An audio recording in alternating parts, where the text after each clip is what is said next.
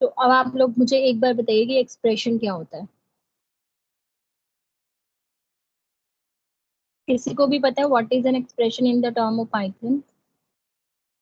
Even अगर हम maths की बात करते हैं, मैथ्स में भी हम उन्हें एक्सप्रेशन ही बोलते Expressions, ma'am, are kind of value. हैं। Expression is kind of value. No, beta. We are not talking about literals. No, we are talking about expressions. Look, if I'm writing here, A is equals to B plus C, or either I'm writing A is equals to A multiplied by 2. These are kinds of expressions. Okay? ये होते हैं आपके expressions कि कोई mathematical term में आपने operands को use किया हुआ है। अगर मैं यहाँ पे बोलती हूँ b is equals to c minus a, this is an expression. So these all are expressions, right? Expression के अंदर एक टर्म आता है that is atom.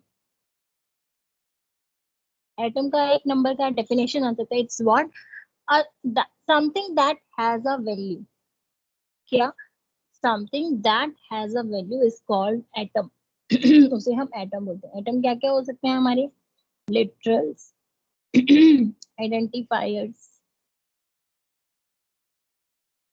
List, sets, tuples, dictionaries, string, ये सब हमारे क्या हो सकते हैं? एटम. क्योंकि इन सब के पास वैल्यू होती है. तो atom is what? That something has a value, that is called atom, right? अब हम बात करते हैं वन एग्जांपल अरिथमेटिक ऑपरेशंस की. अरिथमेटिक ऑपरेशंस में क्या होता था बेटा? हमने कल भी स्टडी किया है इसको. Arithmetic operation in which we are using with symbols addition, subtraction, division, floor division, modulus, and the last that is exponent. Python में ये सारे के सारे अरिथमेटिक ऑपरेशंस यूज होते हैं. ओके उसके बाद आता है आपका रिलेशनल ऑपरेशन. रिलेशनल जहां पे हम कंडीशंस को चेक करते हैं. Conditions, for example I said x greater than y, or I said y is greater than z, or I said x is greater than y and y is greater than z. So these are what? ये सब क्या है? हमारी conditions है. अब जब हमारे पास इन सब का रिजल्ट आता है वो किस फॉर्म में आता है? बुलियन फॉर्म में, either true either false, right? Logical expressions. Logical expressions कौन से होते हैं? लॉजिकल एक्सप्रेशंस होते हैं आपके कि आपने कोई भी गेट लगाया हुआ. आपने गेट के बारे में जो हमने कल स्टडी किया था दैट वाज और, and, exclusive or, and not.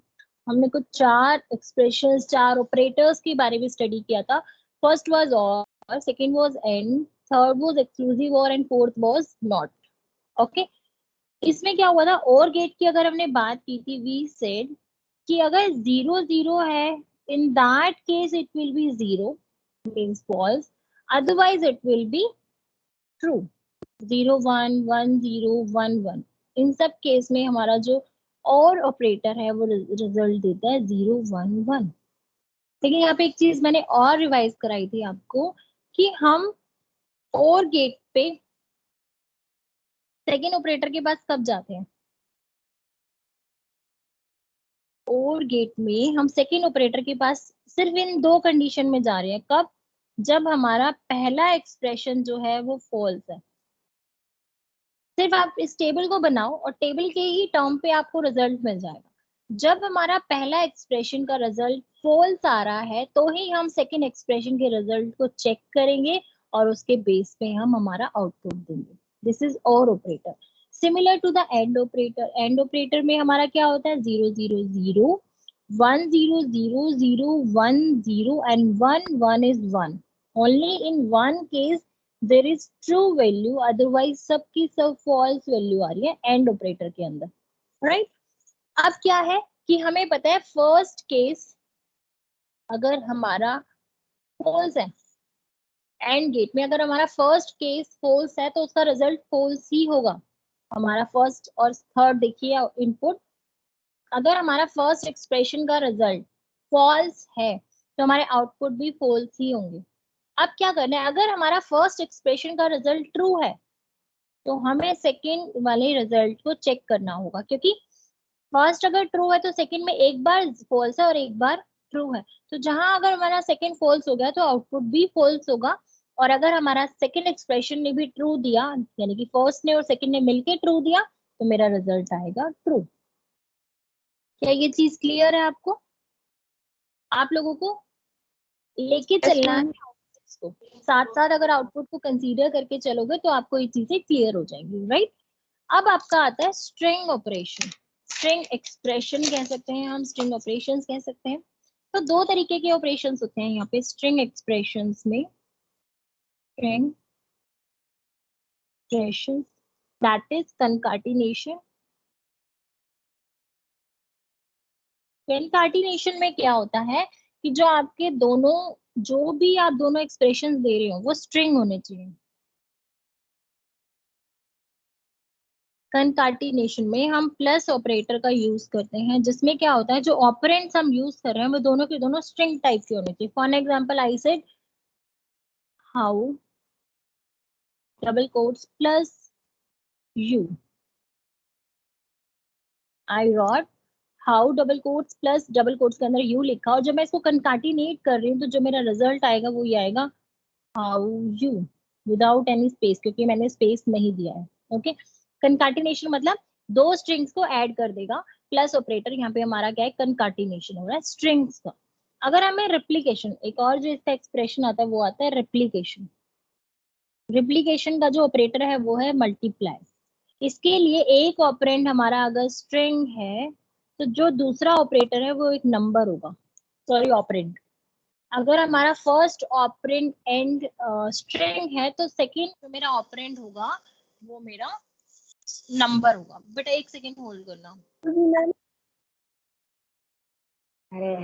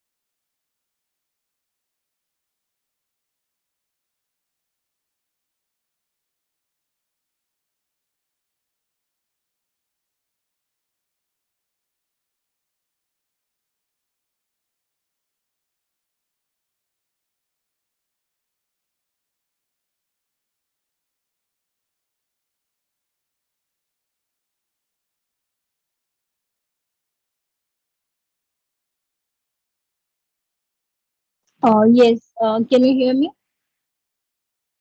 आवाज आ रही है आपको मेरी?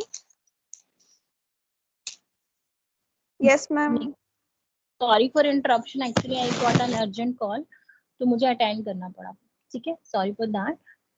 तो हम लोग बात करते हैं एंड यानी कि रेप्लिकेशन की। रेप्लिकेशन में क्या हो रहा था, हम लोग जो दो ऑपरेंड्स यूज करते हैं, दो ऑपरेंड्स के बीच में जब हम एक स्टार ऑपरेटर लगा रहे हैं, इसका मतलब ये है कि एक स्ट्रिंग और एक नंबर होना चाहिए। तो वहां पे जब हम ये रेप्लिकेशन ऑपरेटर लगाते हैं तो ये 2 बार रिपीट होगा। आई सेड 2, यहाँ पे 2 लिखा तो ये एंड हमारा 2 टाइम रिपीट होगा। रेप्लिकेशन का मतलब है repetition. For example I will right hello and I said multiply 3. So here I will get the output that is hello, hello, hello. Without any space, I will get this string 3 times. Fine.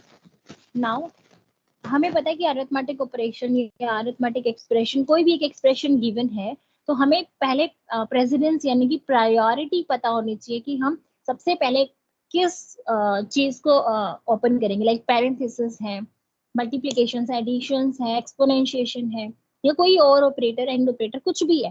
तो book में एक है precedence, description highest to lowest आपको जाना है, जिसमें आपको check करना है कि किसको आपने पहले इंपॉर्टेंस देनी है, कि सबसे पहले कौन से वाला एक्सप्रेशन सॉल्व होगा, उसके बाद कौन सा एक्सप्रेशन सॉल्व होगा।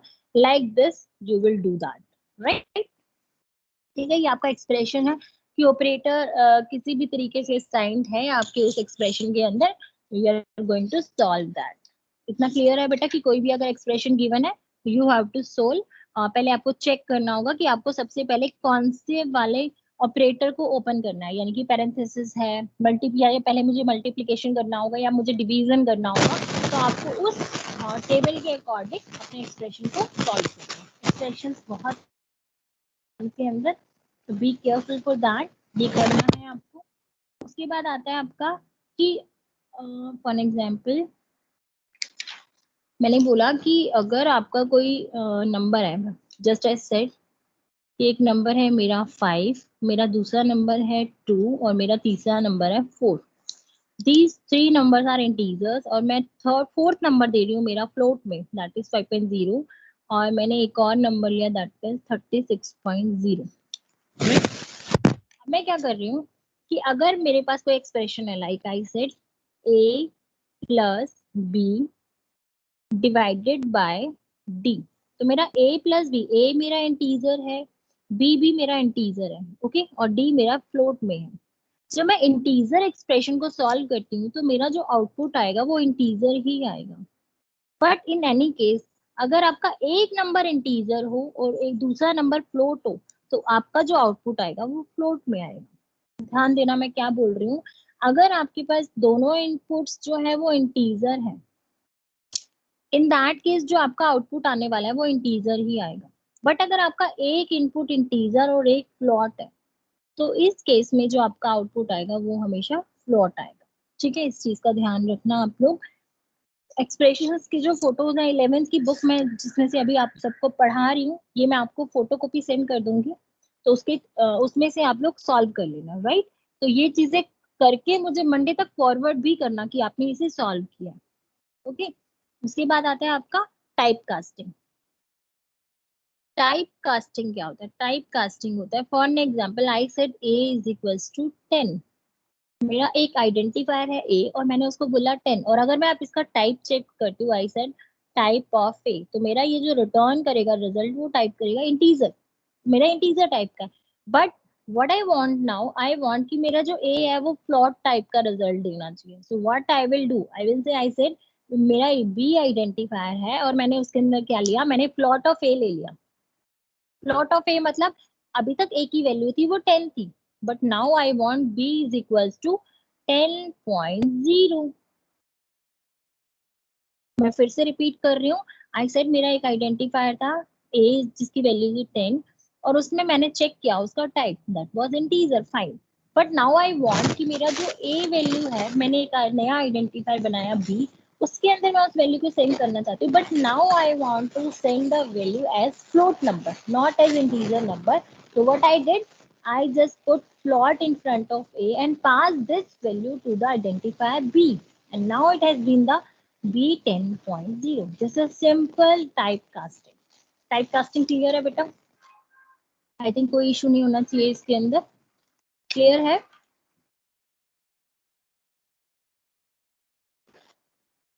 Yes, no? Yes, ma'am.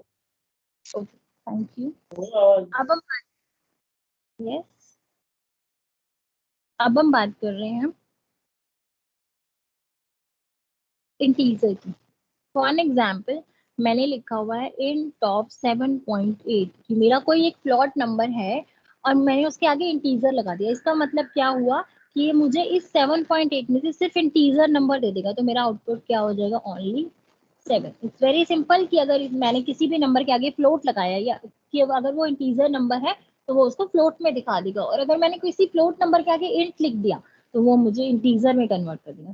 This is simply type casting. Okay, अब मैं बोलती हूँ कि फ्लोट ऑफ 7, अगर मैंने ऐसे बोला फ्लोट ऑफ 7 तो it will give me the result 7.0. Nice. अब हम बात करते हैं कि मैंने बोला कि मुझे एक नंबर को कॉम्प्लेक्स नंबर में चेंज करना है. मेरा एक 7 इंटीजर नंबर है, मुझे इसको कॉम्प्लेक्स नंबर में चेंज करना है. कॉम्प्लेक्स नंबर क्या होता है? ए plus beta J.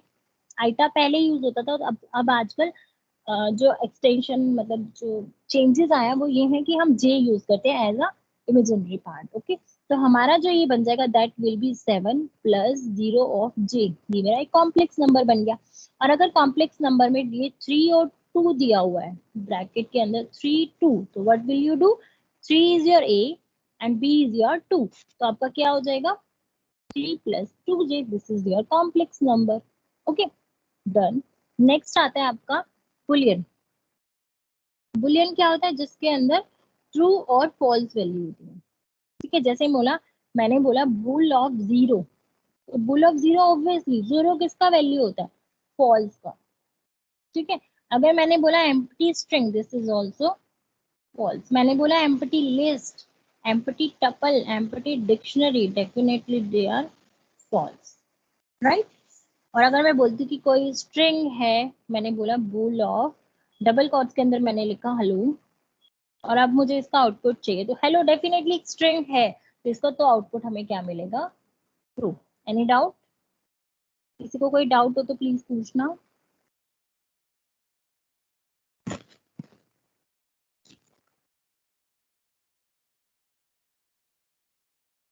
Yes, okay fine, I think no issue. Okay, अब हमारे आते हैं मॉड्यूल्स और लाइब्रेरीज. हम अपनी पाइथन के अंदर खुद के मॉड्यूल्स भी बना सकते हैं, खुद की लाइब्रेरीज भी बना सकते हैं. कैसे बनाएंगे? जब हम प्रैक्टिकल सेशन करेंगे then I will teach you कि कुछ मॉड्यूल्स हम अपने बना के इंपोर्ट कर सकते हैं हमारे पाइथन प्रोग्राम के अंदर.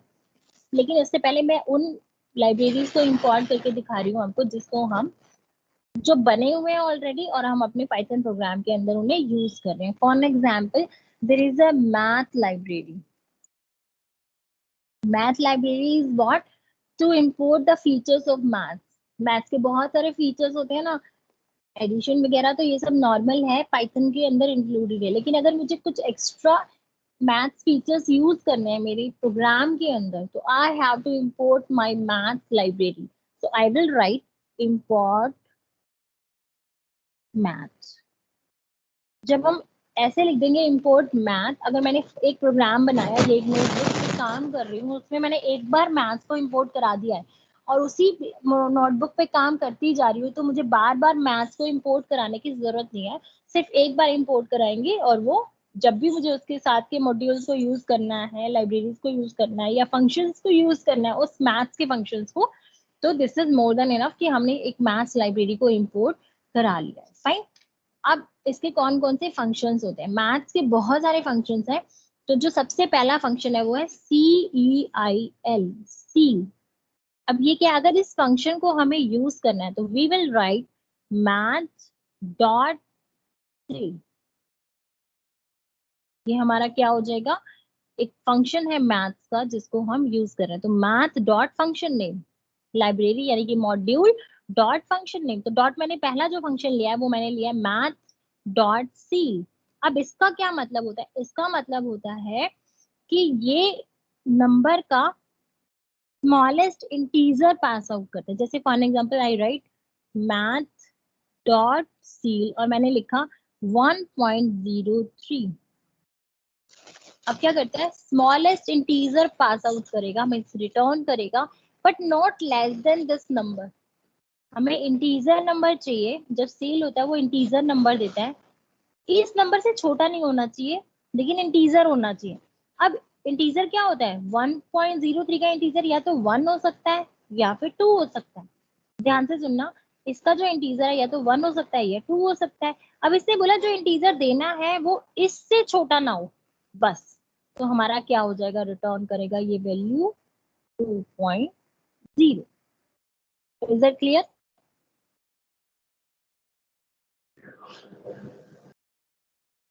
इसमें प्रॉब्लम है किसी को?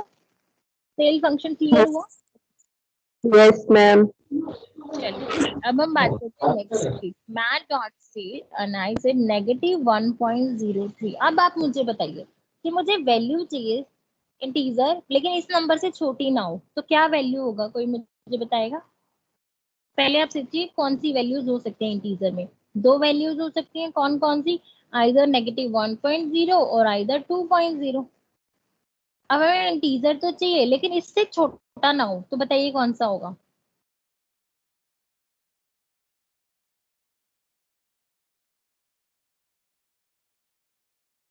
यस बेटा बताइए। -1.03 है, उन दोनों का जो इंटीजर आ रहा है वो या तो -1.0 आएगा या -2.0 आएगा, लेकिन मुझे इस नंबर से छोटा नहीं चाहिए। क्या हो सकता है खुशी, आशिता?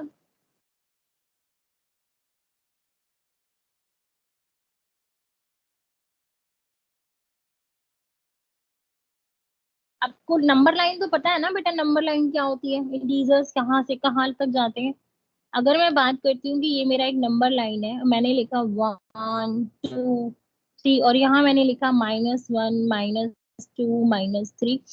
जब मैं जीरो से लेफ्ट साइड मूव करती हूँ तो नंबर छोटे होते जाते हैं, लेकिन अगर मैं राइट साइड मूव करती हूँ तो नंबर इंक्रीजिंग ऑर्डर में होते हैं।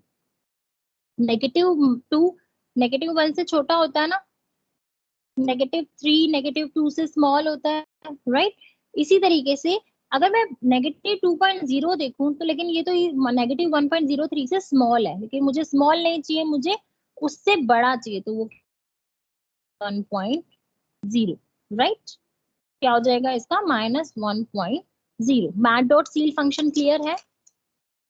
अब आता है हमारा maths dot square root. Math dot square root, square root क्या होता है हमें पता है सबको। स्क्वायर रूट क्या होता है, स्क्वायर रूट मतलब उस नंबर का स्क्वायर रूट दे देगा आपको। For example I write math dot square root and I dot number 81। तो 81 का जो स्क्वायर रूट होता है वो कितना होता है बेटा, 9.0। Okay, yes. स्क्वायर रूट तो पता होगा बेटा, आप लोग मैथ्स भी कर चुके हो, पता है ना आपको। अब बारी आती है मैथ डॉट एक्सपोनेंशियल।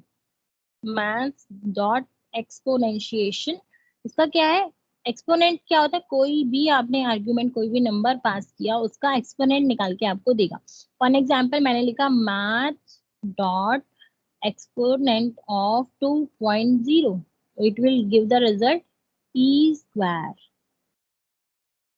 सिमिलरली इसमें बहुत सारे फंक्शंस है लाइक फैब्स। अब मैंने सेल और फैब्स इसमें देखिए एक बार।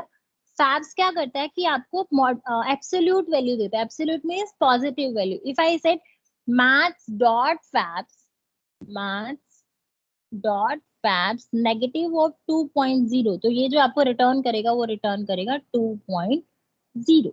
इसका मतलब पॉजिटिव वैल्यू रिटर्न करेगा। मॉड्यूलस तो पता है ना आपको बेटा, इस तरीके का जो एब्सोल्यूट वैल्यू, जो दो वर्टिकल लाइंस के बीच में अगर हम कोई नेगेटिव नंबर लिखते हैं तो वो इसको पॉजिटिव बनाते हैं। ठीक है, नेक्स्ट आता है आपका फ्लोर। फ्लोर फंक्शन और सील फंक्शन में थोड़ा सा डिफरेंस है। सील फंक्शन में हम क्या कर रहे थे, जो रिजल्ट आना चाहिए वो इंटीजर तो होना चाहिए लेकिन जो नंबर गिवन है उससे छोटा नहीं होना चाहिए। बट फ्लोर में क्या होता है, इंटीजर तो होना चाहिए बट उस नंबर से बड़ा नहीं होना चाहिए। Not greater than number. अब सोचिए क्या हो सकता है। मैंने सेल में बोला नंबर से छोटा नहीं होना चाहिए। हम जब अभी सेल कर रहे थे उसमें क्या आ रहा था, उससे छोटा इंटीजर नहीं होना चाहिए। लेकिन फ्लोर में क्या होना चाहिए कि इससे बड़ा नहीं होना चाहिए। मतलब यहाँ 2.0 रिजल्ट आ रहा है तो फ्लोर का रिजल्ट होगा 1। क्या फ्लोर और सील में डिफरेंस क्लियर है? उसके बाद आते हैं आपके साइन फंक्शन, कोस फंक्शन, टेंजेंट, डिग्रीज, रेडियंस। बहुत सारे मैथ्स के फंक्शंस हैं जो हम with in maths library use कर सकते हैं, राइट। अब आपका एक आता है कि आपको पाई की वैल्यू चाहिए। आपके प्रोग्राम के अंदर पाई की वैल्यू चाहिए, तो पाई की वैल्यू लेने के लिए आपको लिखना होगा मैथ डॉट पाई। पाई का जो डिफॉल्ट वैल्यू होता है कितना होता है बेटा? Pi is equals to, yes anyone, pi का डिफॉल्ट वैल्यू कितना होता है? 3.141। यस 3.141 अप टू, ये तो कितना भी हो सकता है, प्रिसीजन हमें नहीं देखना, हमें लास्ट देख लिया, दैट इज 3.14। अगर आप मुझे लिखना है पाई आर स्क्वायर, तो how I will write, I will say area is equal to math dot pi multiplied by R multiplied by R. Math dot pi मतलब, मैथ डॉट पाई का मतलब है 3.14। इसी तरीके से अगर मुझे मैथ डॉट ई यानी कि एक्सपोनेंट की वैल्यू यूज करनी है, तो एक्सपोनेंट की वैल्यू होती है 2.71 अप टू, ये आपका एक्सपोनेंट वैल्यू होता है। कि आपको अगर एक्सपोनेंट की वैल्यू यूज करनी है तो मैथ डॉट ई यूज करना पड़ेगा। अगर आपको पाई की वैल्यू यूज करनी है, किसी मतलब एरिया, सर्कल का एरिया फाइंड आउट करना है, पाई आर स्क्वायर, तो आपको क्या लिखना होगा, math dot pi multiplied by R multiplied by R, क्योंकि ये मैथ डॉट पाई क्या है, एग्जैक्टली में पाई है। ओके, ये हो जाएगा आपका। नेक्स्ट आता है आपका रैंडम मॉड्यूल। यस, बहुत इंटरेस्टिंग मॉड्यूल है आपका रैंडम मॉड्यूल। ये देखिए, रैंडम मॉड्यूल में 3 मॉड्यूल आते हैं। एक आता है आपका रैंडम, एक आता है आपका रैंडम इंट, एक आता है आपका रैंड रेंज। मैं फिर से रिपीट करूं, एक आता है आपका रैंडम, एक आता है आपका रैंडम इंट या फिर रैंड इंट आता है, या फिर आप लिख सकते हैं रैंड रेंज। रैंड रेंज में क्या होता है, रैंड रेंज जब आप लिखते हैं इसका मतलब ये है कि स्टार्ट, स्टॉप एंड स्टेप। इसके 3 आर्ग्यूमेंट होते हैं रैंड रेंज के। कौन कौन से हैं आपके? Start, stop, step. ओके, सबसे पहले हम रैंडम देखते हैं। रैंडम क्या होता है? रैंडम का जो रेंज होता है वो इस तरीके से होता है कि आपने लिखा रैंडम और इसमें आपने लिख दिया 0.0 से 1.0। मैंने 0.0 से पहले स्क्वायर ब्रैकेट यूज किया और 1.0 के बाद मैंने ओपन ब्रैकेट यूज किया। इसका मतलब क्या होता है, 0.0 तो इंक्लूसिव है लेकिन 1.0 इंक्लूसिव नहीं है। यानी कि 1.0 से पहले पहले वाली वैल्यू कंसीडर होगी। मतलब आप क्या कह रहे हैं कि 0.0 इंक्लूड होगा इसके अंदर, लेकिन 1.0 से छोटी वैल्यूज इंक्लूड होंगी, 1.0 इंक्लूड नहीं होगा। अब इस रैंडम में आपको वैल्यूज क्या मिलेंगी, 0.0 से लेकर 1.0 से कम में कोई भी एक वैल्यू जनरेट करके देगा आपको ये। जब भी आप रैंडम लिखेंगे कि रैंडम डॉट रैंडम लिखा आपने, तो ये रेंज आपको जनरल जो रेंज मिलता है वो 0.0 से 1.0 तक का कोई भी एक नंबर जनरेट करके देता है। कोई भी एक नंबर जनरेट करके देगा। फॉर एग्जाम्पल आपने लिखा रैंडम डॉट रैंडम और आपने इसको बोला प्रिंट, करके देखना आप इसे। सबसे पहले आपको अगर रैंडम मॉड्यूल यूज करना है तो आपको इंपोर्ट कराना होगा रैंडम को। अगर आपको random modules, random functions use करने हैं तो उसके लिए आपको इंपोर्ट कराना होगा रैंडम मॉड्यूल को। उसके अंदर के जो फंक्शंस हैं वो 3 फंक्शंस हैं हमारे, रैंडम, रैंड इंट और रैंड रेंज। ओके, तो सबसे पहले मैं आपको फर्स्ट वाला यूज करके दिखा रही हूँ, that is random dot random के मैंने फंक्शन यूज किया। इसे फंक्शन के बाद हमेशा पैरेंथेसिस आता है, मैंने पैरेंथेसिस लिया और मैंने इसको एग्जीक्यूट किया। तो इसने मुझे नंबर फॉर एग्जाम्पल दे दिया 0.029। आई टोल्ड यू, अगर हम जनरल, मैंने बता दिया कि जो ये जनरल रेंज में से नंबर थ्रो करेगा वो ये है, 0.0 से लेकर लेस देन 1.0 तक आपको एक नंबर जनरेट करके देगा। ठीक है, अब आपका आता है, अभी तक तो जो नंबर जनरेट हो रहा था आपका क्या हो रहा था, फ्लोट नंबर। ठीक है। फ्लोट नंबर में एक चीज और कि अगर आपको अपनी कोई लिमिट देनी है कि मुझे इसी में से ही नंबर रिटर्न होना चाहिए, so I will write random dot random, मैंने फंक्शन लगाया, उसके बाद मैंने लिखा मल्टीप्लाई साइन के साथ I will write largest number minus smallest number plus smallest number. फिर से सुनिए, क्या लिखेंगे हम? Largest number subtraction smallest number plus smallest number. अब ये क्या करेगा, अब आपको इस रेंज में से आपको ये क्या देगा, एक नंबर जनरेट करके देगा। तो मतलब आपका क्या हो जाएगा, आपका लार्जेस्ट क्या है, लार्जेस्ट आपका 35 है और स्मॉलेस्ट आपका नंबर कौन सा है, 15। ध्यान से सुनिएगा, स्मॉलेस्ट नंबर आपका 15 है और लार्जेस्ट नंबर आपका 35 है। तो 15 टू 35 के बीच का एक नंबर जनरेट करके देगा और वो फ्लोट होगा। फॉर एग्जाम्पल नंबर आ गया 30.2315। लेकिन अब मैं क्या चाहती हूँ, मैं ये चाहती हूँ कि ये जो नंबर आ रहा है ना, ये फ्लोट में ना आए, ये इंटीजर में आना चाहिए। So what I will do, I will simply put integer. Where I will put integer, I will say rand int लिख दूंगी मैं, rand int comma sorry bracket 15, 35 bracket closed. दो ब्रैकेट क्यों, क्योंकि मैं प्रिंट यूज कर रही हूँ यहाँ पे और यहाँ पर, राइट। तो अब जब मैंने इसी रेंज में से मैंने बोला मुझे एक इंटीजर नंबर चाहिए, तो कोई भी इंटीजर नंबर आ सकता है, मेरा आउटपुट आया 19। क्या ये चीज क्लियर है आपको? जब हम सिंपल रैंडम फंक्शन यूज कर रहे हैं तो जो मेरा रिजल्ट आ रहा है वो फ्लोट नंबर्स में आ रहा है। लेकिन अगर मैं बात करूं इंटीजर्स की कि मुझे जो नंबर है वो इस रेंज में इंटीजर चाहिए, तो मेरा रिजल्ट आएगा 19। ओके, अब बात करती हूँ मैं रैंडम रेंज की। रैंडम रेंज क्या होता है कि मुझे जो नंबर आप दिखाएं रिजल्ट के अंदर, वो उसमें उस इंटरवल के बाद वाला नंबर ही आना चाहिए। For example random dot rand range, और मैंने बोला स्टार्ट मेरा है 11, स्टॉप मेरा है 45 और मेरा जो स्टेप वैल्यू है वो 4 है। ध्यान से सुनना, मेरा 11 है, 45 और स्टेप वैल्यू है 4। अब आप ना स्टेप वैल्यू देख के कर लीजिए। 11 के बाद 4 जब हम इसमें ऐड करते हैं तो पहला जो नंबर है वो जनरेट करेगा 15। अब आप देखना इसी वाली स्टेटमेंट को आप बार बार एग्जीक्यूट करके देखना, जो मैंने अभी तीनों बताए हैं, रैंडम, रैंडम इंट और रैंडम रेंज। जब आप तीनों को प्रिंट करके देखेंगे ना, बार बार एग्जीक्यूट करेंगे, सेम, आपको वैल्यू चेंज नहीं करनी, हमेशा आपको अलग वैल्यू मिलेगी। Why? Because we are using random module के अंदर रैंडम फंक्शंस। रैंडम मीन्स कोई भी वैल्यू पिक करके दे देगा, it's not fixed. any value it will pick and it will give you in the result.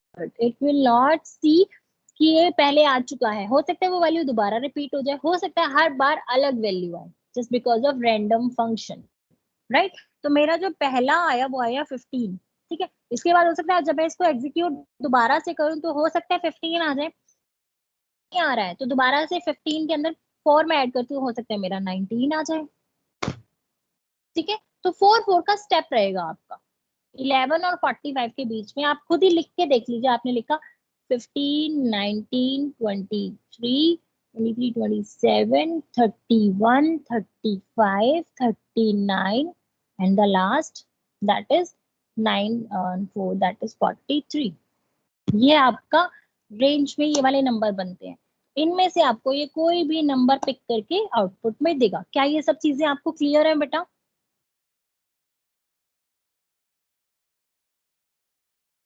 Yes, खुशी, Harshita, Yes, random ma'am. Clear है? Clear है, चलिए। Yes, तो ma'am. आज मैं आपको असाइनमेंट सेंड कर रही हूँ, असाइनमेंट की प्रैक्टिस करना अपनी, ओके। और कल Okay, हम ma'am. डिबगिंग कर लेंगे, ओके। स्टैटिस्टिक्स है हमारा एक लास्ट, चलो एक लास्ट टॉपिक और कवर कर देती हूँ, उसके बाद डिबगिंग बच जाएगा हमारा। इसके बाद अगर स्टैटिस्टिक्स के मॉड्यूल को यूज करना है तो हमें सबसे पहले स्टैटिस्टिक्स को इंपोर्ट कराना होगा। तो स्टैटिस्टिक्स क्या होता है हमारा? स्टैटिस्टिक्स 3 टर्म्स होती है। हर्षिता बेटा म्यूट करना, Yes, ma'am. म्यूट करो बेटा। यस, अगर मुझे स्टैटिस्टिक्स के मॉड्यूल को यूज करना है, so what I will do, I have to import my statistics module first, then I can use functions of statistics. तो 3 फंक्शंस होते हैं, mean, median and mode.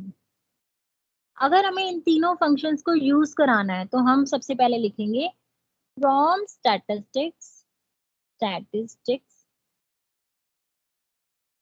Statistics import.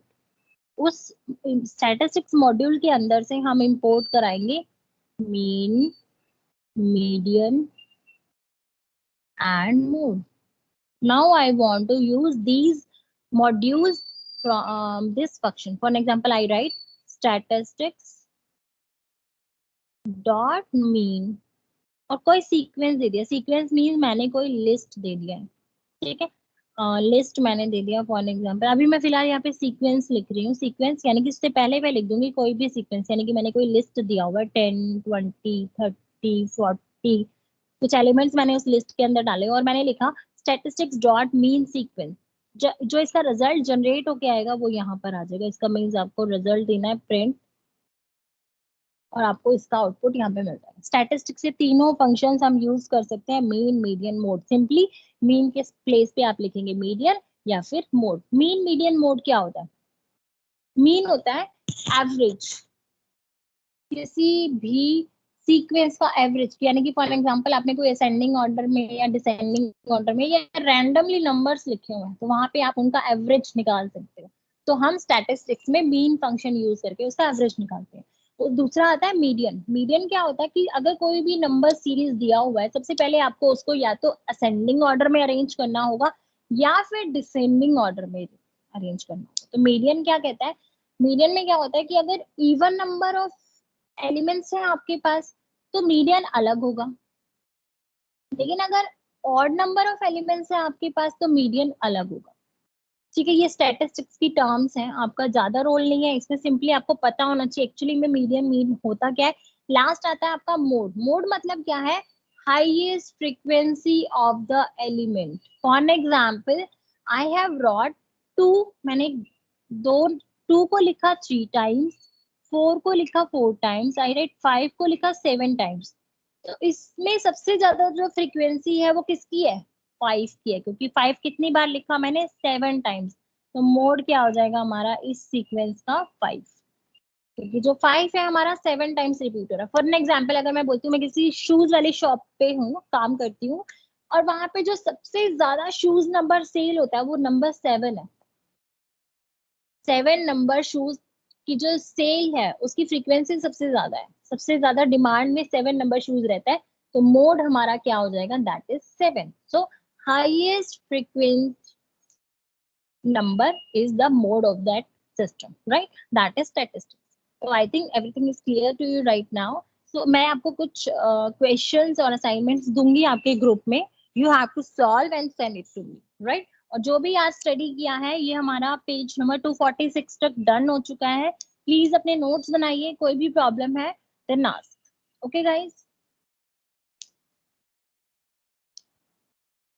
अभी तक कोई भी डाउट है? Khushi, Harshita, yes you can ask.